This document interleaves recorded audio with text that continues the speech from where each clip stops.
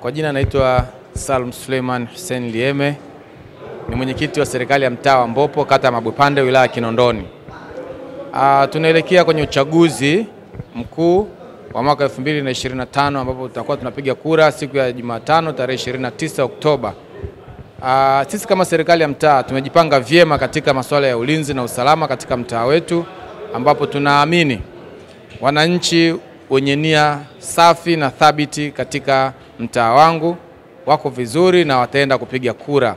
Lakini hata wale wakorofi tunajua hawakosekani, lakini tumejipanga vyema katika kusimamia swala zima la ulinzi na usalama wa wananchi ili kwenda kufanya jambo lao ambalo ni sawa. Yani hili jambo ni lipo kikatiba, ni haki ya kikatiba. Kwa hiyo watu watakao kwenda kutekeleza haki yao kikatiba, basi wengine wasizuiliwe. Wale watakao jaribu kuzuia mtu kutekeleza haki ya kikatiba, basi tutawachukulia sheria, na tumejipanga vyema katika masuala ya ulinzi na usalama. Pia wakazi wetu wa mtaa wa Mbopo, kwa wale wazee, watu wazima, wajawazito ambapo tunaona hawana uwezo wa kufika katika kituo cha kupigia kura, tumepanga utaratibu wa kuwafikishia usafiri ili kuweza kuwafikisha katika maeneo yao husika, katika vituo vyao husika vya kupigia kura, kwa sababu wanatakiwa wakatekeleze haki yao ya kikatiba.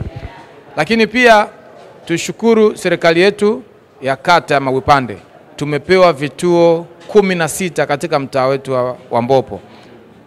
Mbopo ni kubwa, kwa hiyo kwa busara za viongozi tumepata vituo vingi ambavyo vimeenda karibu kabisa na makazi ya watu. Kwa hiyo sitegemei sana kupata watu wengi wenye mahitaji ya usafiri, kwa sababu vituo vimewafuata watu katika maeneo yao. Wito wangu kwa wananchi wa Mbopo, kata Mabwepande, tujitokeze katika uchaguzi mkuu. Kuchagua ni haki ya mwananchi kikatiba.